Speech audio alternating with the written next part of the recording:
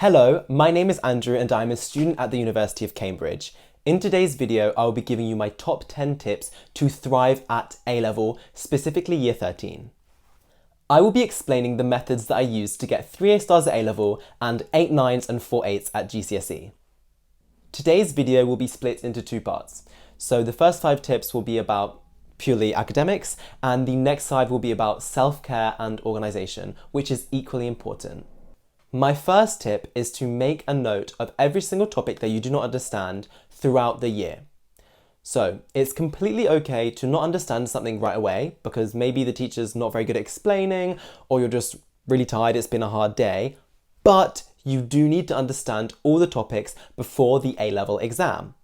Some Year 13 students, when they encounter a topic that they're not too comfortable with, might just think, oh, it's fine, I'll study this later, and that might be true, but it's very important to write down which part of which topic you don't understand. Because I had a lot of friends in Year 13 who got to exams and then suddenly realised they didn't even know which topics they didn't understand. Because remember, when you're doing past papers, it won't say, oh, this question is about this topic. Quite a lot of the time, since A-levels are a lot harder than GCSEs, the questions might be using applied knowledge.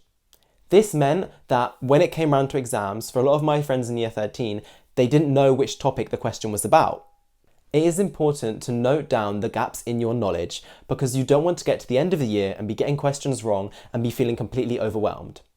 Secondly, be honest when you are self-marking homework.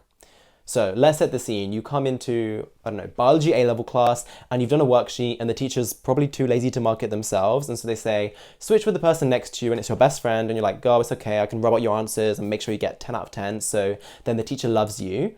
Do not do this because in the short term, yes, everyone will think you're smart, yippee. However, you will not be thinking you're smart when you get to the exam and you don't know the answer. Be honest with yourself or ask the person who is marking your work to be honest because each homework may seem useless and annoying, but it actually serves to give you the opportunity to evaluate your knowledge.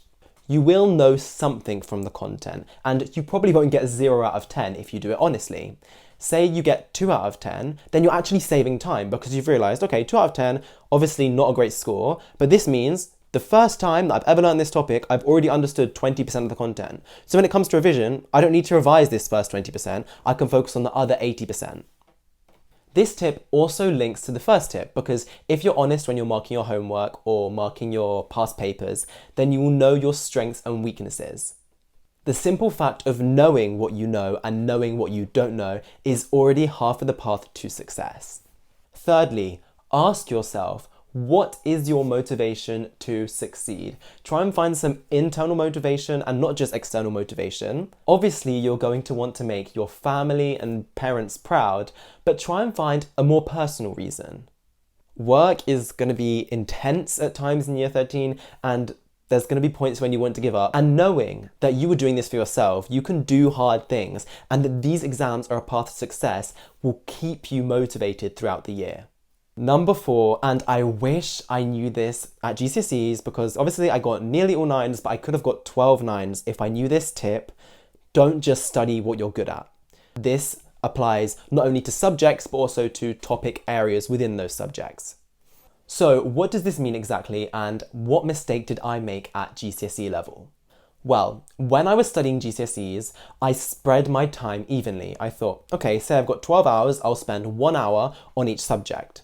However, this was not actually a very good idea because some subjects came a lot more naturally to me and I really had to work harder for some other subjects. For example, without doing too much work for French or Spanish GCSE, I could score high grades, let's say about 90%. In order to get from 90 to 95%, I had to put a lot more work in, but those were just minor details. If you are already achieving your target grade in a subject, then maybe shift your focus to another subject. At GCSE, for example, in my year, I think that you needed about 82% to get a 9 in the languages. So even getting 90%, I was already well into the boundary for a 9. And really, at that point, when I was already so far into the boundary of my desired grade, it was just a question of ego and perfectionism to try and get 100%. On the contrary, there were other subjects such as computer science, which I really did not enjoy and I really struggled with. What I should have done was dedicated more time to the subjects that I was weaker at. So let's reconsider the situation. If in this 12-hour block that I'd given myself, I didn't study 1 hour of each subject, but I studied 1.5 hours of my weaker subjects and only 30 minutes of my stronger subjects. Obviously, I wouldn't have had as much fun because you enjoy doing things you're good at. It's natural. However, focusing more on the subjects that I struggled with would have meant that I would have been able to push up my grade. The 5% that I would have been able to gain in my French exam from 90 to 95% wouldn't have changed my grade, but say I changed it from 76 to 81% in computing, that could have pushed me up from an 8 to a 9. To summarise, you do not have to spend the exact same amount of time studying each subject. Equally, within each subject, you do not have to spend the exact same amount of time studying each paper or each topic.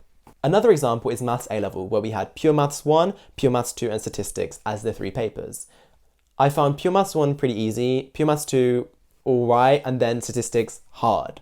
This meant that throughout the year I had to think of the bigger picture and not just carry on revising Pure Maths 1, Pure Maths 1, Pure Maths 1, or doing those past papers just because I get a higher score. I had to think, okay, I just need to grind the statistics because that's what I'm weakest at.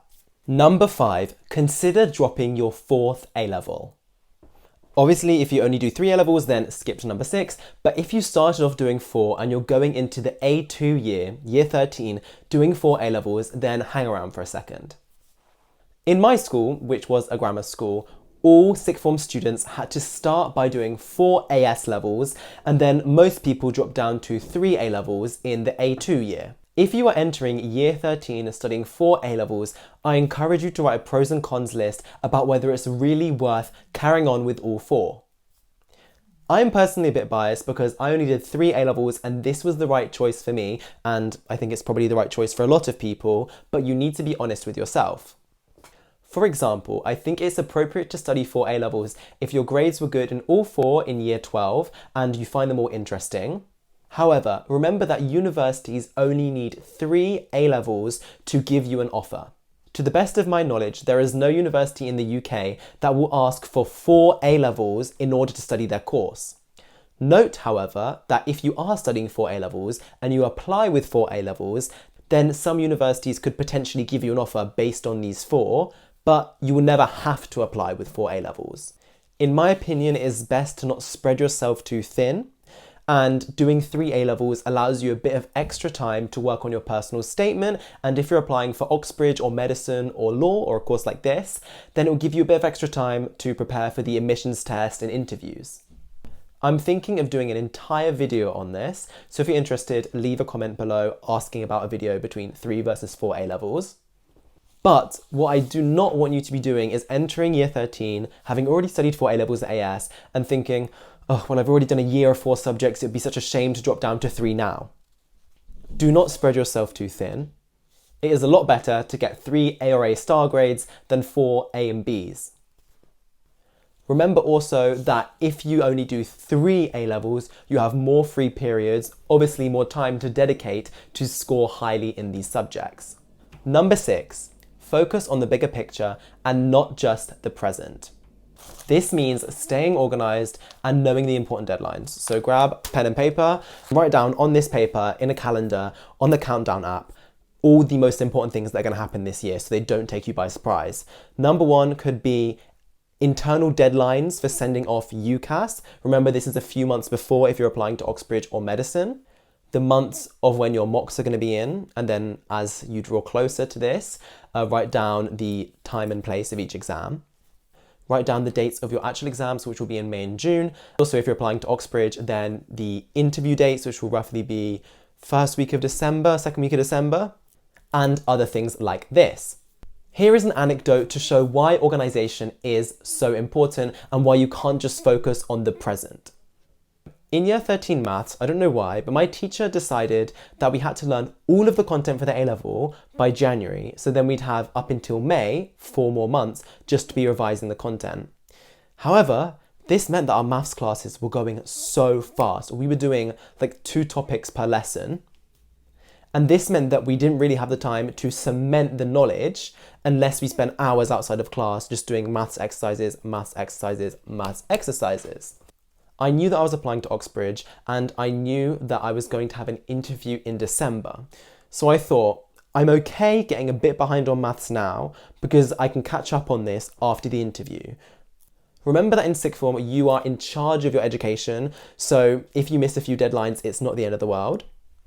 Although I was a hardworking student, I decided to not do all my maths homework because you can't do everything.